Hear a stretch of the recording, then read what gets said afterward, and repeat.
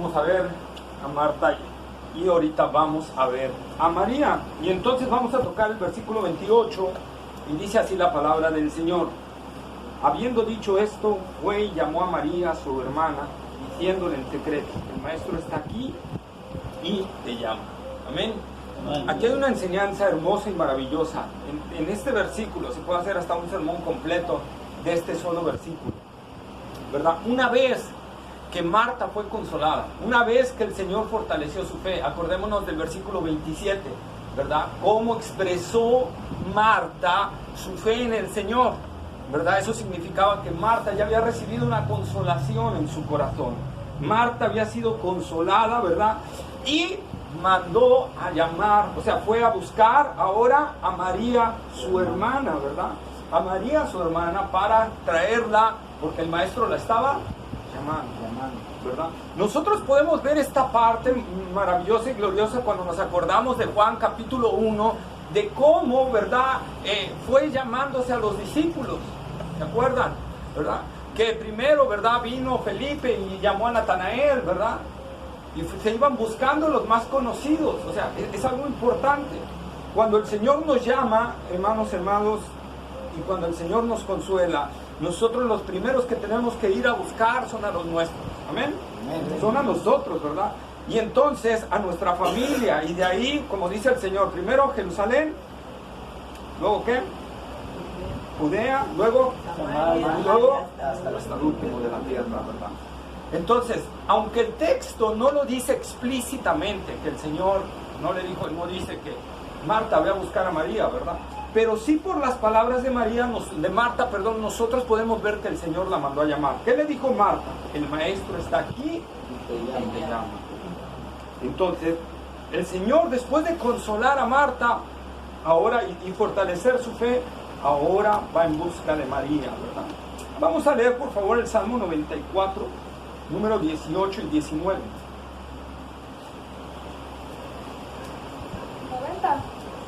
94, versículos 18 y 19. Cuando yo decía, mi pie resbala, tu misericordia, oh Jehová, me sustentaba. En la multitud de mis pensamientos dentro de mí, tus consolaciones alegraban mi alma. Ahí está, ¿verdad? Marta cómo estaba, devastada. María cómo estaba, devastada, ¿verdad? Y en esos momentos, la palabra del Señor, ¿qué fue? Consolación, ¿verdad? Y trajo alegría al corazón. Eso es lo que hace el Señor. Aún en medio del dolor, cuando Él nos consuela, trae alegría a nosotros. Esa es la palabra del Señor para nosotros. Eso es lo que nosotros podemos entender. En medio del dolor y del sufrimiento, el cristiano, hay un gozo interno que produce el Señor mismo. Mateo capítulo 5, versículo 4. Bienaventurados los que lloran, porque ellos recibirán consolación. Amén. Bienaventurados los que lloran. Y aunque aquí, ¿verdad? En el Sermón del Monte, primeramente, específicamente hablando de los hijos de Dios, es cuando viene un arrepentimiento real, ¿verdad? Que produce un lloro dentro de nosotros por nuestra antigua condición. También aplica, hermanos, en nuestras situaciones diarias, ¿verdad? Aquí Marta y María estaban llorando y ambas fueron consoladas. Ambas fueron consoladas. Entonces vemos cómo la palabra del Señor se nutre desde el Antiguo Testamento hasta el Nuevo Testamento, ¿verdad? Nuestro Dios es llamado el Dios de toda consolación, ¿verdad? Es llamado. Vamos a Romanos capítulo 15, versículo 5.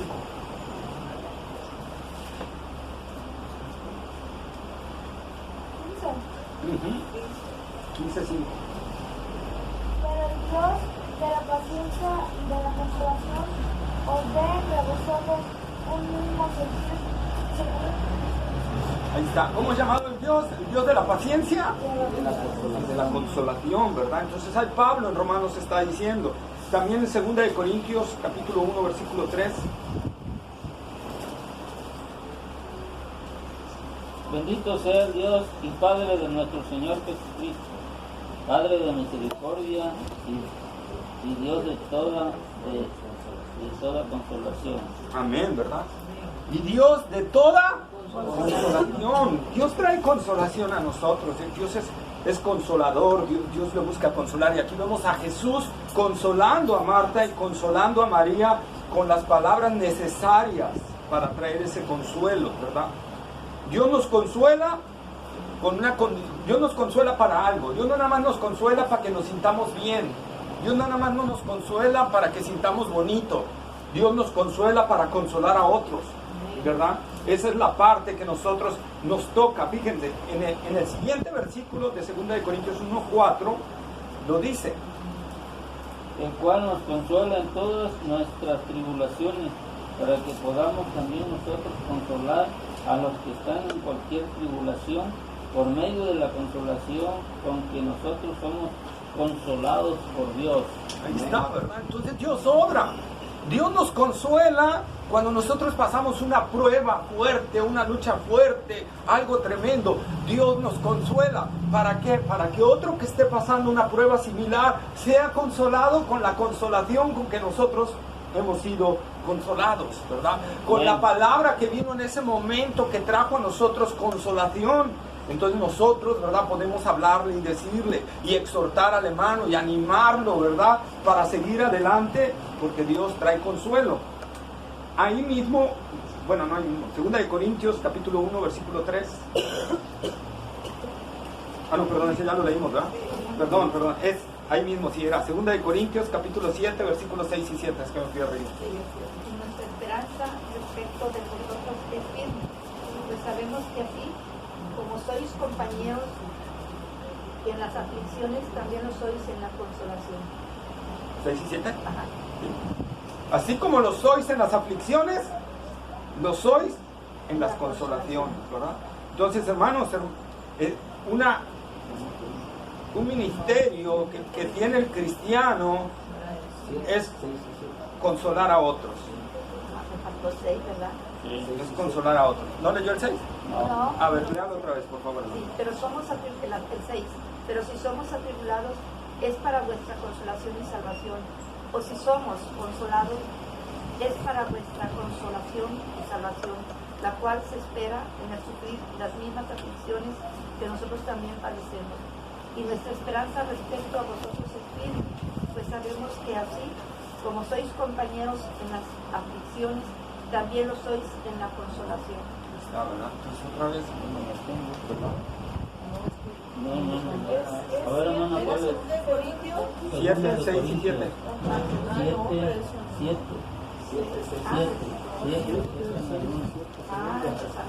7, 6. Se oye bien porque trae consuelo. Amén. A ver, puede Víctor, dice. Pero Dios que consuela a los humildes nos consoló con la venida de Tito.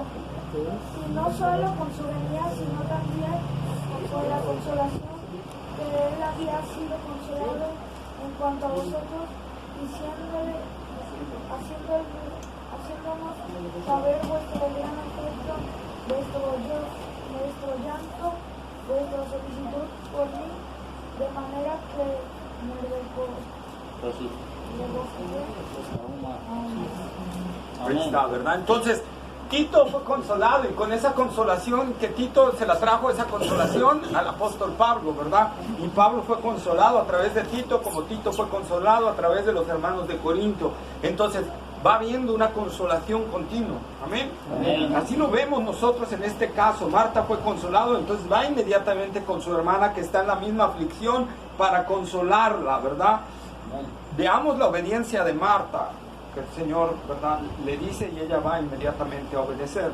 Nosotros encontramos un caso, por ejemplo, en el Antiguo Testamento, en Primera de Reyes, capítulo 7, no lo vamos a leer porque es todo un capítulo, pero ahí vemos cuando el rey de Siria sitia la ciudad, ¿verdad? Y entonces ahí hay 4 leprosos que están entre el campamento sirio y la ciudad. La ciudad está padeciendo de hambre, los leprosos están afuera y dicen, si entramos a la ciudad vamos a morir de hambre, además de que un leproso no se podía juntar a una persona normal, ¿verdad? Y 2, si nos quedamos aquí, pues también moriremos de hambre, ¿verdad? Y adicional, si los sirios deciden atacar, pues vamos a morir. Entonces lo que podemos hacer es, vamos al campamento sirio, entreguémonos a ellos, total. Casi somos hombres muertos, ¿verdad?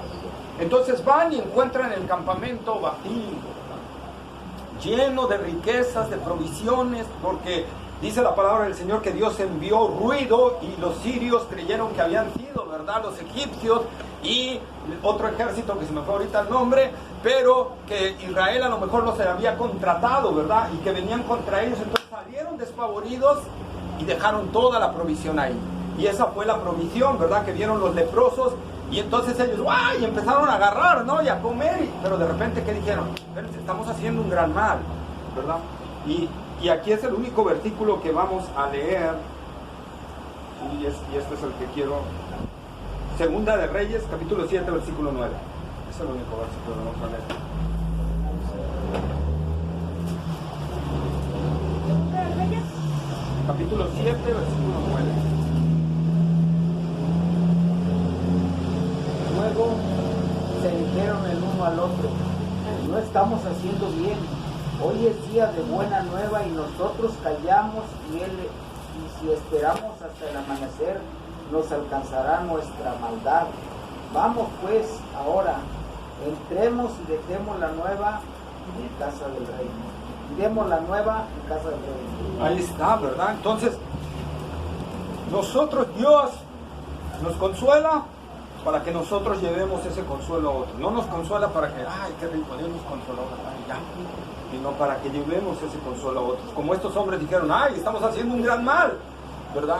Si yo he sido consolado y estoy viendo a otro hermano que está en la misma aflicción, tengo que ir y consolarlo. Esa es mi obligación.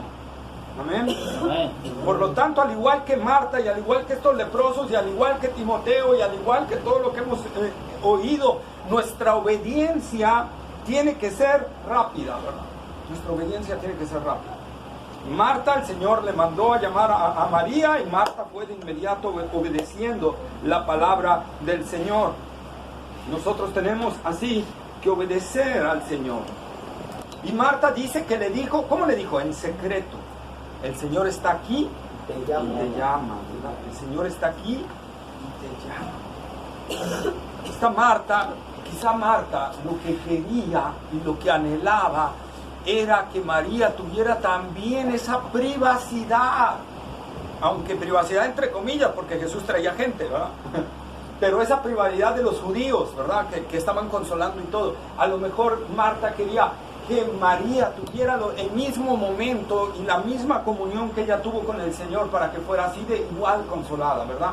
Porque ella le habla en secreto y le dice, el Señor está aquí, que te llama, ¿verdad?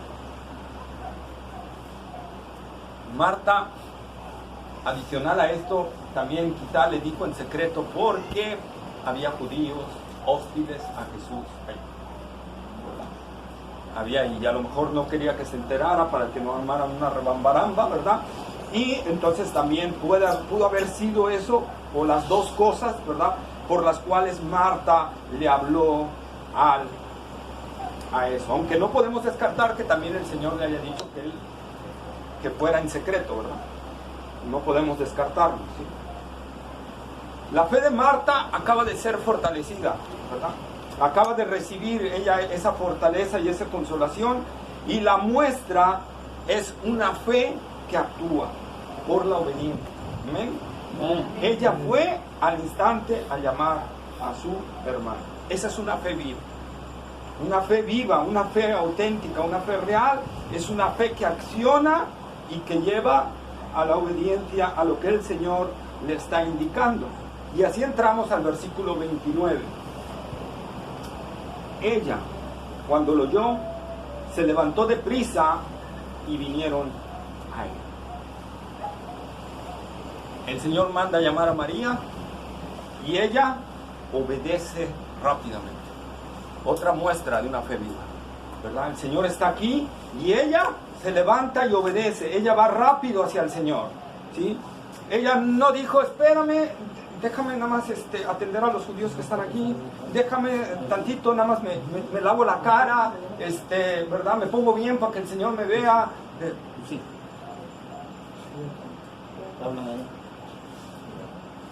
Entonces nosotros vemos, ¿verdad? Déjame ver si no falta café en el velorio, déjame ver si no hay falta de pan. No, ella no le importó la gente que estaba ahí alrededor. Ella lo que hizo fue rápido a atender al llamado de su Señor, ¿verdad? La obediencia del Señor, la obediencia de María a su Señor nos hace recordar esa obediencia del llamado del Señor también a los apóstoles. Por ejemplo, vamos a Mateo capítulo 4, versículos 18 al 22.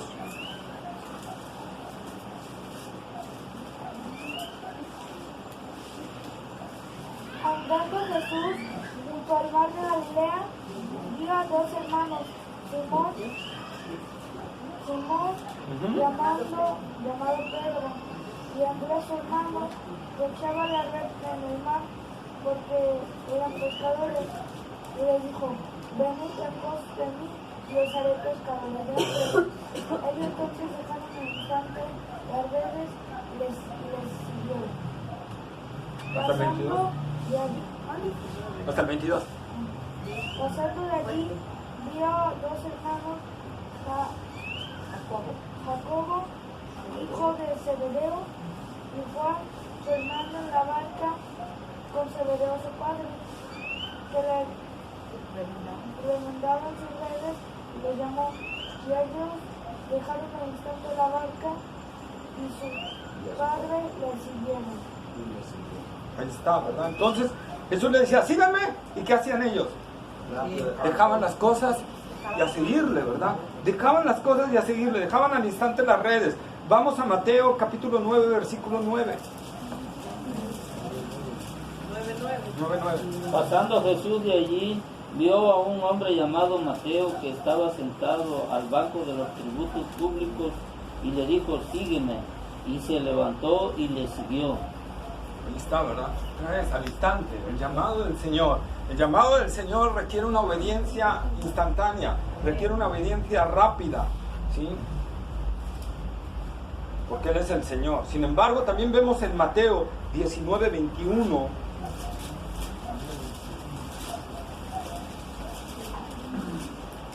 Jesús les dijo: si quieres ser perfecto, anda, vende lo que tienes y dalo a los pobres, tendrás tesoro en el cielo, y ven y sígueme.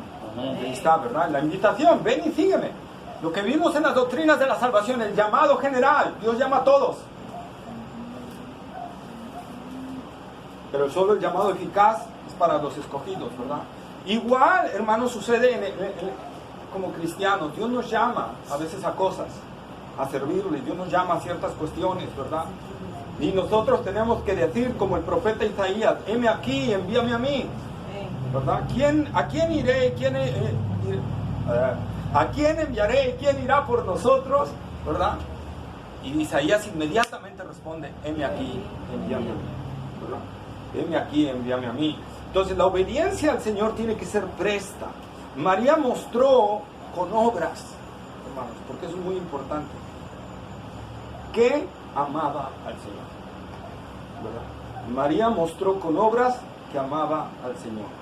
¿Cómo está nuestra obediencia a la palabra del Señor? Tenemos que hacernos esa pregunta, ¿verdad?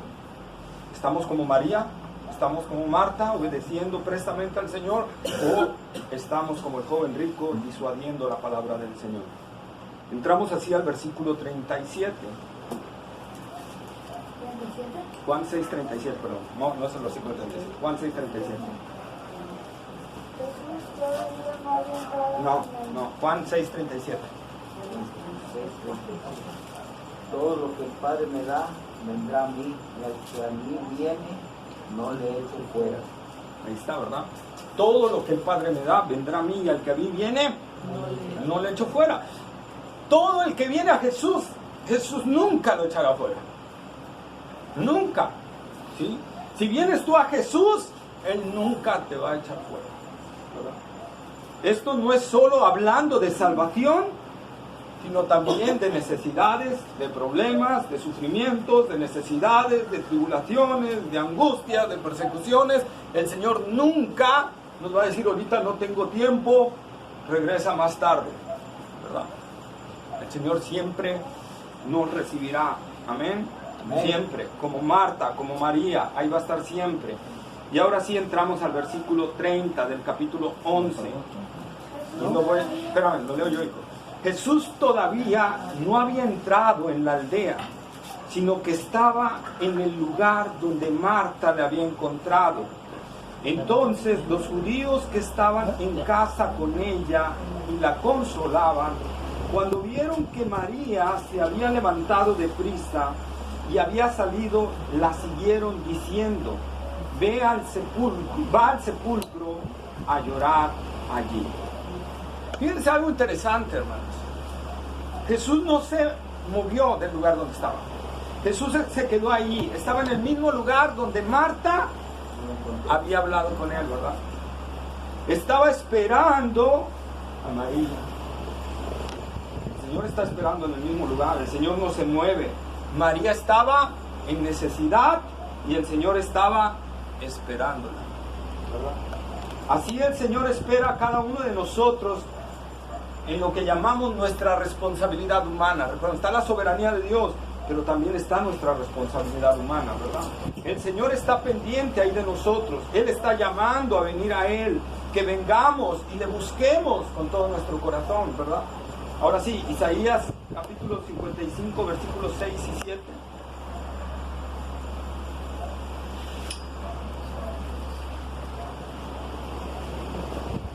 Buscar a Jehová mientras pueda ser hallado, llamadle en tanto que ya está cercano.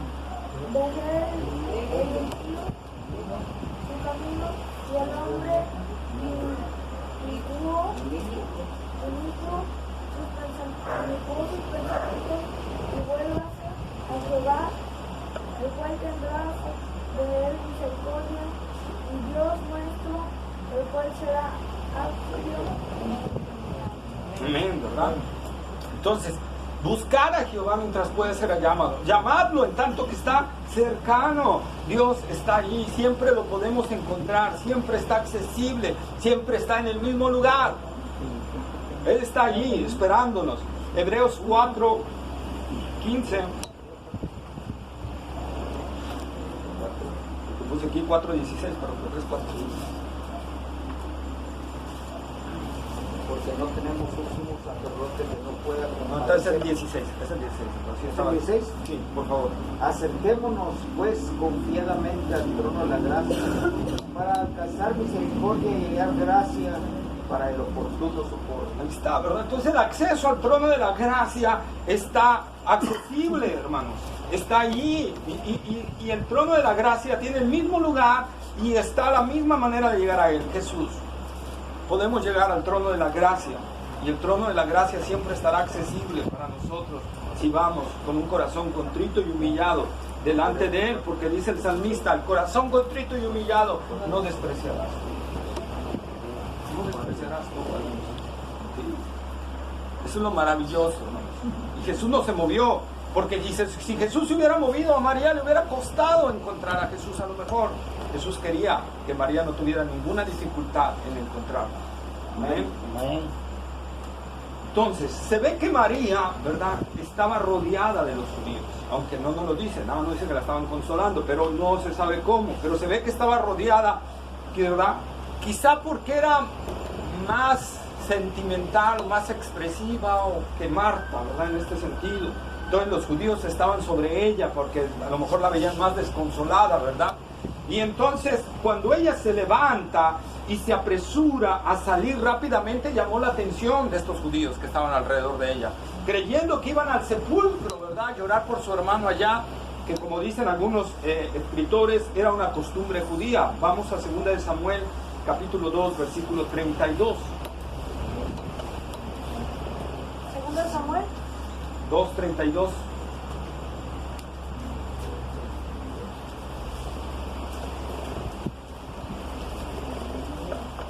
Tomaron luego a Asael y lo sepultaron en el sepulcro de su padre en Belén.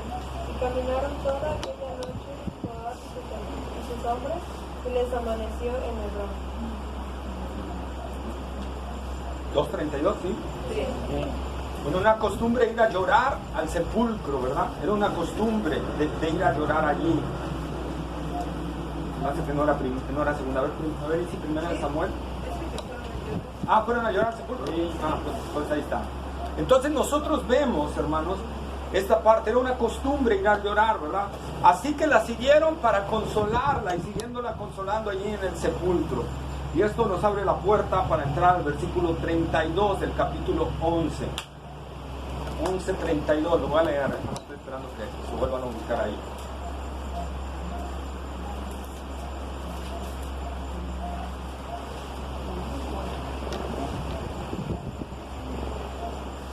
¿Amén? Dice así el versículo 32, María, cuando llegó a donde estaba Jesús, al verle, se postró a sus pies, diciéndole, Señor, si hubieses estado aquí, no habría muerto mi hermano.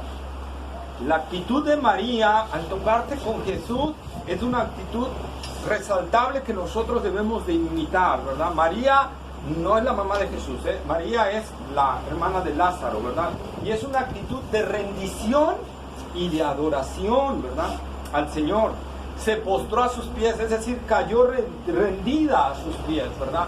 No solo se arrodilló, sino que se postró con su rostro en tierra a los pies de Jesús, ¿verdad? En una actitud total de rendición, buscando el consuelo de su Señor. Eso es lo que estaba buscando.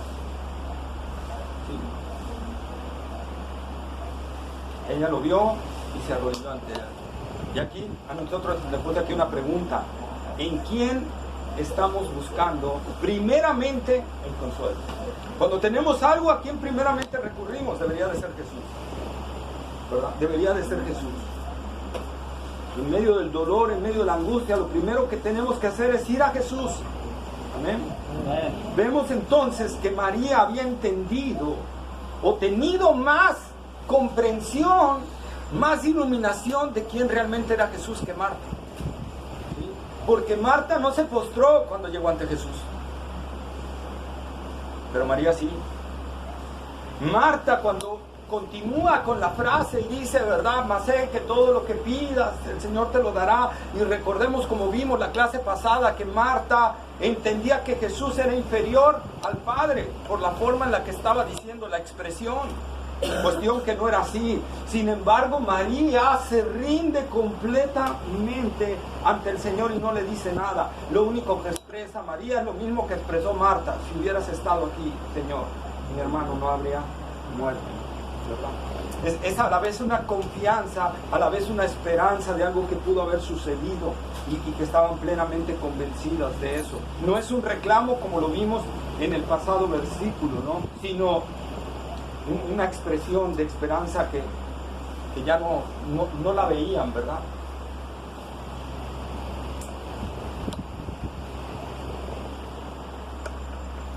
Y algo maravilloso que nosotros vamos a ver aquí.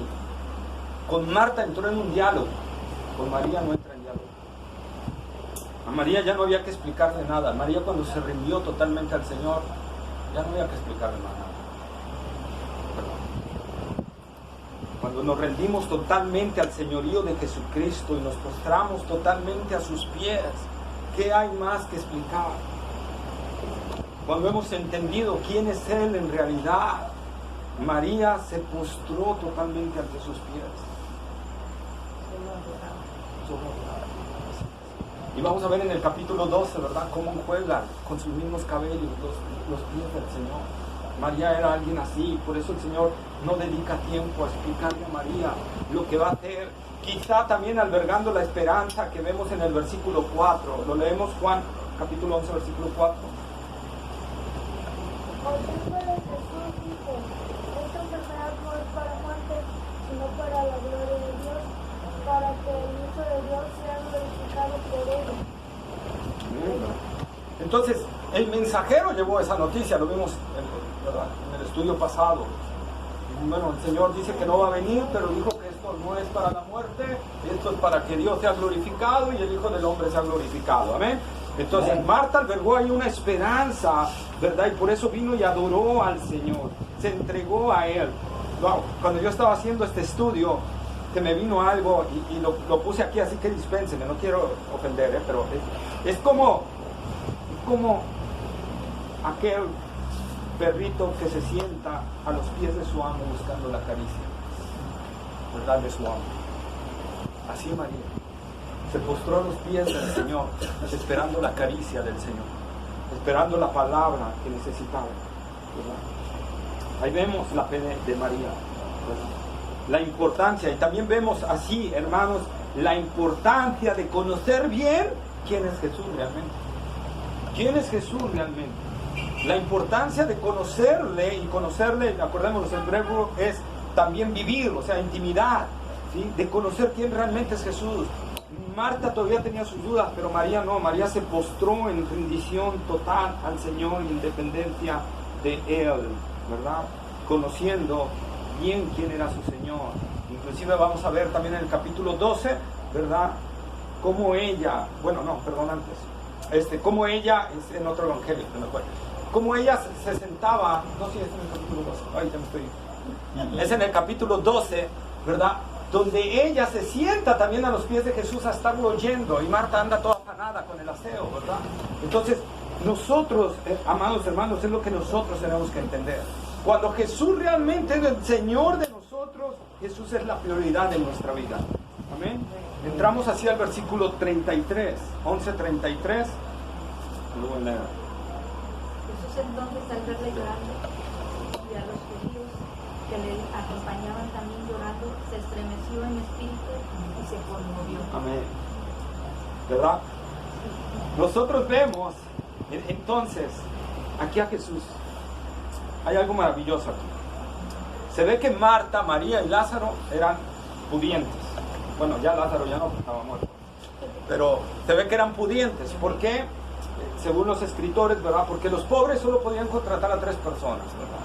Cuando muerten. Y era el requisito mínimo de una costumbre que había en aquel entonces. Pero aquí, por la cantidad de judíos, se cree que había varios contratados para llorar. Entonces, ¿verdad? Varios escritores nos dicen que muy probablemente Marta, María y el finado Lázaro eran gente pesada de ese entonces, ¿sí? Pero eso no es lo importante aquí. Cuando el Señor ve llorar a María y a los judíos, aquí viene algo importante. Dice, ¿sé qué? Y se conmovió, ¿verdad?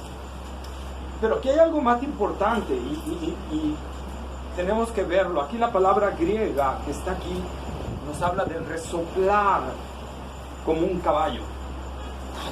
Cuando el caballo va corriendo y va resoplando. La Biblia textual lo traduce así: se enfureció en el espíritu y se turbó en sí mismo. Quizá le da más sentido por lo que vamos a ver. Y aquí vamos a tocar algo que nos va a aclarar un poquito. El Señor se enfureció y se turbó. La palabra griega para turbó es tarazo, que también aparece en Mateo 2:3, por favor, leamos. Mateo capítulo 2, versículo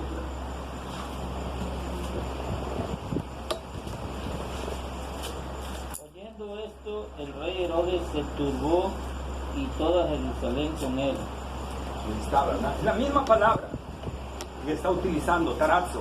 Juan capítulo 12, versículo 27. Ahora esa turbada mi alma, y te diré, Padre, sálvame de esta hora, más para que esto he llegado a esta hora. Ahora está turbada mi alma. La agonía, ¿verdad? De saber que ya venía el tiempo de su crucifixión. La misma palabra aparece en Juan 13:21, cuando lo de Judas. Habiendo dicho Jesús esto, se conmovió en espíritu y declaró y dijo: de cierto, os digo que uno de vosotros me va a entregar. Está, ¿verdad? Esa turbación, esa misma turbación es la que Jesús, la misma turbación del Getsemaní, es la turbación que tuvo Jesús en ese momento, que vio a Marta y a María llorando. ¿Por qué? ¿Por qué se enfureció y por qué tuvo esa turbación? El Señor se enfureció por las consecuencias del pecado. El pecado no solo trae la muerte, el pecado trae dolor, trae sufrimiento. ¿Por qué sufrimos en este mundo? Por causa del pecado. ¿verdad? Por causa del pecado. El Señor, al ver el dolor de María y de Marta, ver la consecuencia que ocasiona el pecado, se enfureció. Pero a la vez se dolió. A la vez te dolió, por eso está taraxo, se turbó su espíritu, se conmovió dentro de él, de ver el dolor de su pueblo, de ver el dolor de sus amados. ¿Sí? Isaías capítulo 63, versículo 9.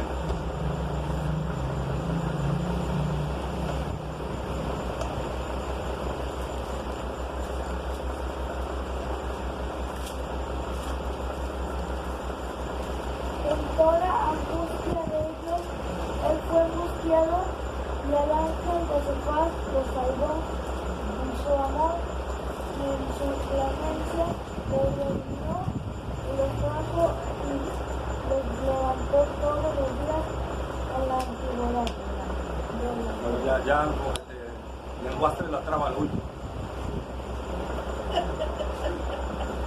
Otra vez, léelo fuerte. Fuerte. En toda angustia de ellos, él fue angustiado y el ángel de la paz los salvó. Y en su amor y en su clemencia los redimió y los trajo y los levantó todos los días de la antigüedad. Como dice, en toda la angustia de ellos, él, o sea, Dios, fue angustiado. Jesús, al ver el dolor y el sufrimiento de Marta y los judíos, él fue angustiado. Es algo que no alcanzamos a comprender mucho, cómo Dios se puede enojar y a la vez tener compasión, dolor por lo que está sucediendo con su pueblo. Pero es algo que estaba sucediendo en Jesús. Él está viendo las consecuencias del pecado y se duele. Cada cosa que nos suceda, Dios no es inmutable viéndonos cómo sufrimos. Jesús se duele junto con nosotros. Vamos a Hebreos 4:15, por favor, ahora sí.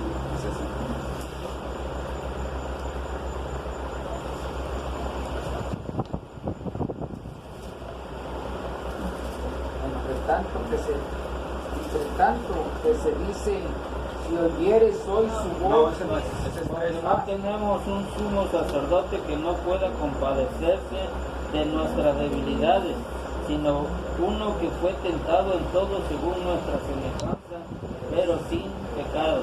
Ahí está, ¿verdad? No tenemos un sumo sacerdote que no pueda compadecerse. El Señor se compadece de lo que nosotros sentimos.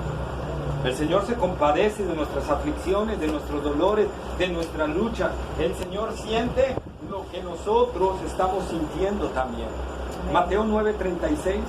Mateo capítulo 9, versículo 36.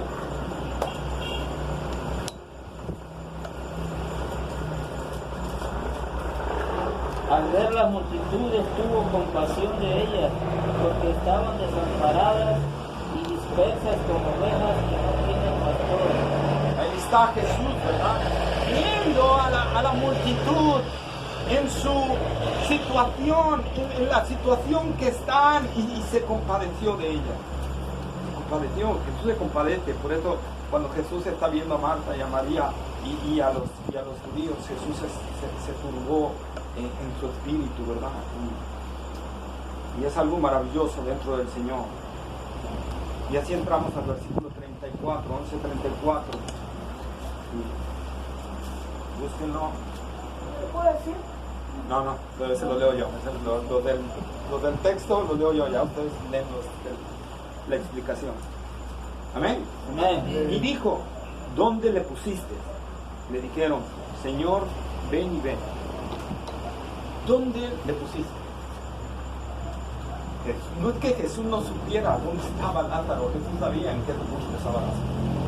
Jesús sabía perfectamente en dónde estaba ubicado Lázaro. Lo que Dios quiere y lo que Dios desea, hermanos, es utilizarnos a nosotros y ser los instrumentos que lo llevemos a donde está la necesidad. Amén. ¿Verdad? Romanos capítulo 10, versículos 14 y 15.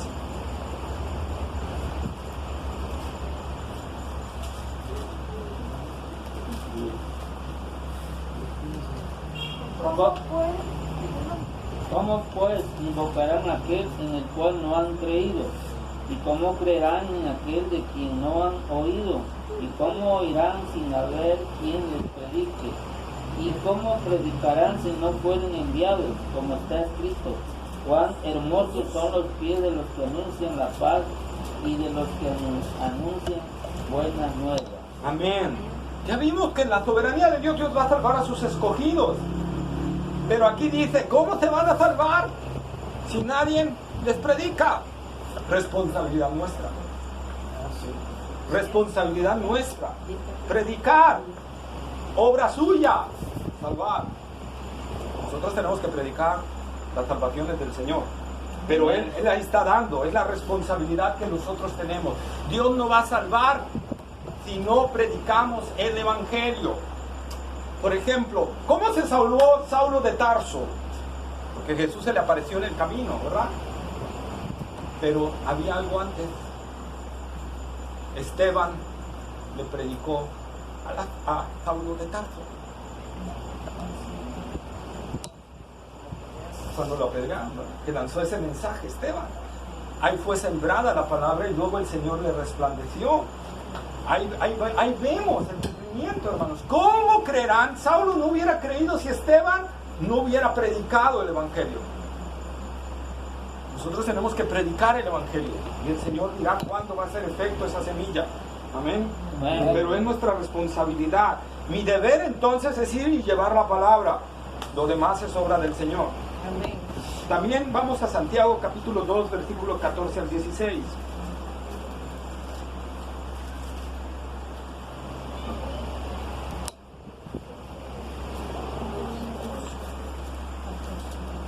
Hermanos míos, ¿de qué aprovechará si alguno dice que tiene fe y no tiene obra? ¿Podrá la fe salvarle? Y si un hermano o una hermana están desnudos y tienen necesidad por mantenimiento de cada día, y alguno de vosotros les dice, id en paz, calentados y saciados, pero no les dais las cosas que son necesarias para el cuerpo, ¿de qué aprovechará? Pues esto lo conectamos con, ¿se acuerdan del pasaje de Jesús? No se afanen, cada día trae su propio pan, ¿verdad? Si Dios le da de comer a los pajarillos, también a ustedes les va a dar de comer.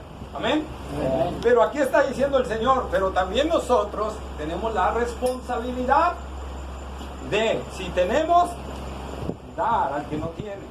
Y aquí lo podríamos decir como en la actualidad. En la actualidad lo oía el otro día en una predicación, no me acuerdo quién, se me quedó grabado. Es sobre este pasaje, es como si fuéramos en el carro y vemos al hermano ahí que va arrastrando los pies todo sediento y todo, y bajamos el vidrio del carro y le decimos, hermano, Dios te bendiga, no te preocupes, Dios va a suplir todo. Subimos el vidrio y nos vamos, ¿verdad? Entonces es lo que está diciendo ahí Santiago. No, espérate, Dios suple a través de nosotros también. Entonces mi deber también es ver si puedo suplir, como dice ahí Santiago, ¿verdad? Si tenemos, entonces demos. Amén. Amén. O sea, hay una responsabilidad humana. Cómo interactúa Dios con su soberanía y la responsabilidad nuestra, ¿verdad? El texto que leímos de Juan, el texto no nos dice a quién le dijo Jesús estas palabras. No dice a quién le dijo dónde le pusiste, ¿verdad? Podría ser un llamado general, ¿verdad? Pero pues, la realidad no es muy relevante. Lo relevante es lo que viene en el versículo 11:35, que dice, Jesús lloró. Algunos dicen que es el versículo más corto de toda la Biblia, pero yo digo que no, porque no matarás tiene menos letras que Jesús lloró, pero, ¿verdad? A lo mejor en griego, pero es el versículo más contundente, yo diría, con un mensaje sublime. Es una muestra plena de la humanidad de Jesucristo, de la humanidad del Señor. Recordemos que Jesús es 100% Dios, 100% hombre. Es una muestra. Cuando Él se turbó en espíritu, esa turbación, eso que pasó, se expresó en un llanto tremendo. Fíjense, la palabra griega para llanto hay dos palabras griegas. Playo, que es a gritos, cuando uno llora a gritos, o dacrou, que significa romper a llorar, pero en silencio. Cuando es puro gemido y son lágrimas y lágrimas y lágrimas, ¿verdad? Es decir, abundantísimas lágrimas a través de los ojos, ¿verdad? Expresando el dolor por las consecuencias, como dijimos, del pecado y el amor que el Señor siente hacia los suyos y hacia su amigo Lázaro, ¿verdad? Jesús lloró ante su amigo. Jesús lloró ante aquel que había recibido todas las consecuencias del pecado. Jesús lloró al ver a la gente doliéndose.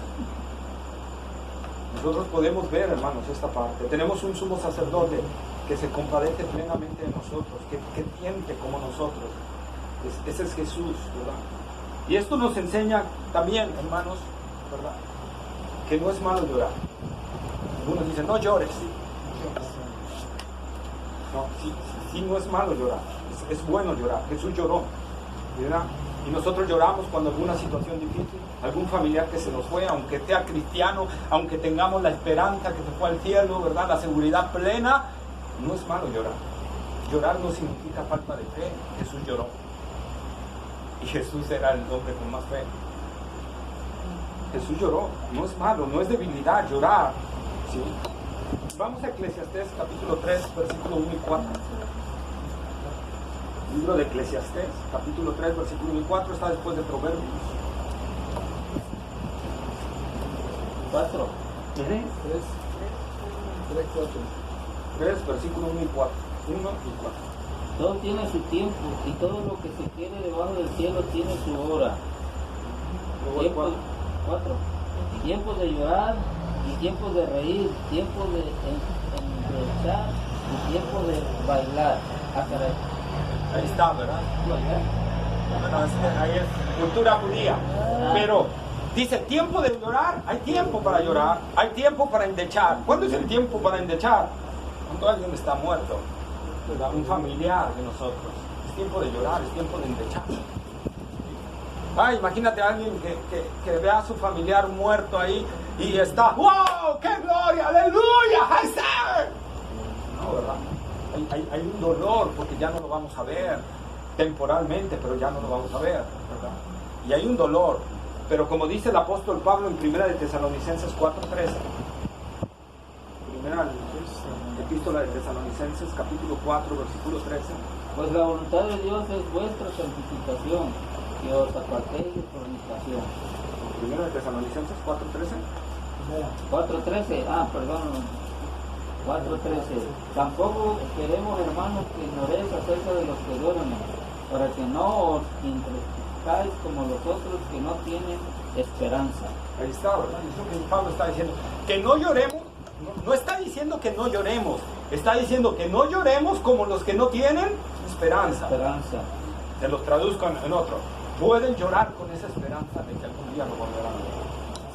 Sí, los que han muerto en Cristo Jesús, ¿verdad? Podemos llorar con esa esperanza. ¿Sí? Es obvio, porque va a ser un momento, una partida, como cuando un hijo se va al extranjero, o cuando un hijo se aparta, o sabes que a lo mejor ya no lo vas a ver, como los padres de a lo mejor Sujar Michelén, que tiene a su hija en un lugar peligroso, como misionera, ¿verdad?, sabiendo que en cualquier momento a lo mejor ya no la vuelva a ver. Entonces hay un dolor. Amén. Entonces es esto. Ahora hay una enseñanza puesta por el Espíritu Santo que le dio al apóstol Pablo. Romanos capítulo 12 versículo 15.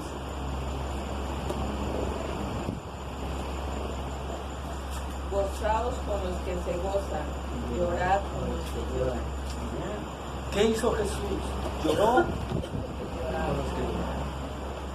Ahí están. Lloró con los que lloraban. Esto no es algo que se le ocurrió a Pablo en ese momento. Pablo sabía la vida de Jesús, el Espíritu Santo, que Jesús les dijo que les iba a recordar todas las cosas. Le trajo esto a Pablo. Llorar con los que lloran. Esa es una parte. Ahora, aquí dice Jesús lloró, pero hay otra parte donde Jesús también lloró. ¿Alguien se acuerda? Amén. Lucas capítulo 19, versículo 41 y 42. Lucas 19, 41, 42. 44.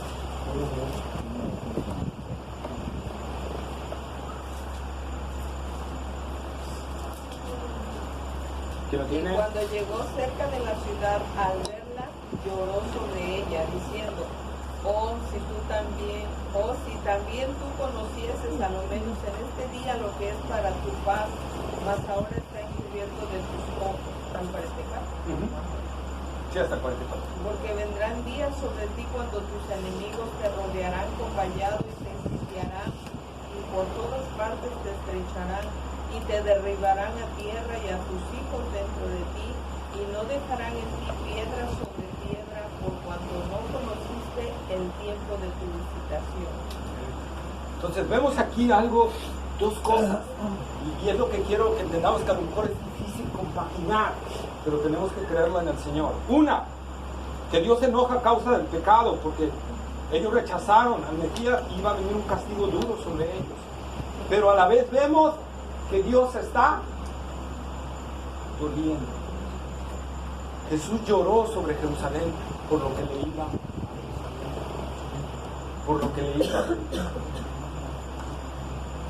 por la destrucción que iba a venir sobre ellos, por no entender el tiempo de su visitación. Joel capítulo 2, versículo 13, el libro del profeta Joel capítulo 2, versículo 13.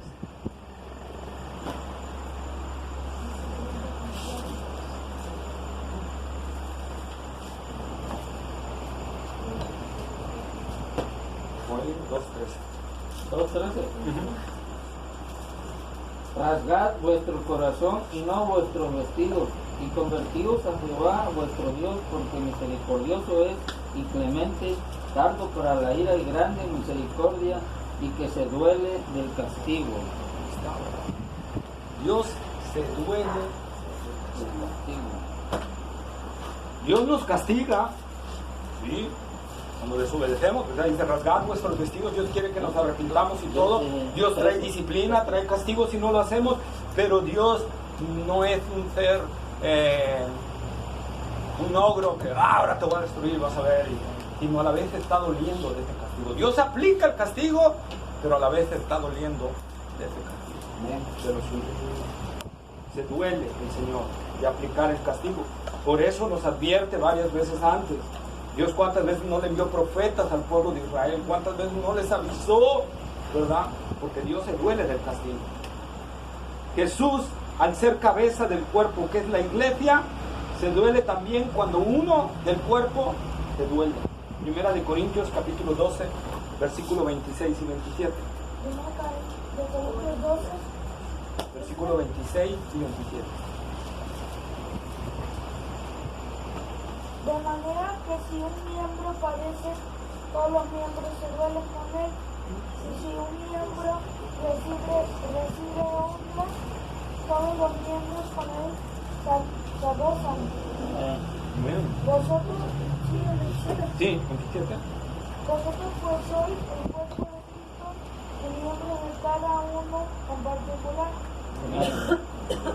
Nosotros somos el cuerpo de Cristo, Él es la cabeza.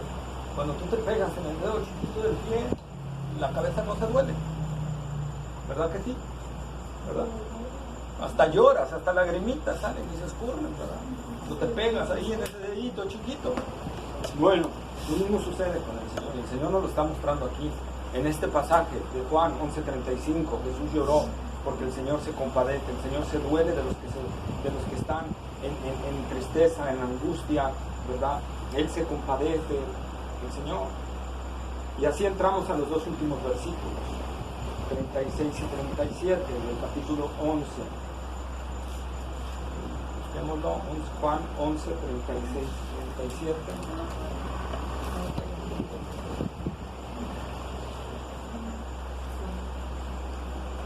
Bien. Dijeron entonces los judíos, mirad cómo llora. Fue tal la expresión de Jesús, fue tal la forma en la que Jesús lloró, se le derramaron las lágrimas abundantemente y quizá con gemidos, ¿verdad? Que algunos judíos comentaron, mira cómo le amaba, mira cómo le amaba, ¿verdad?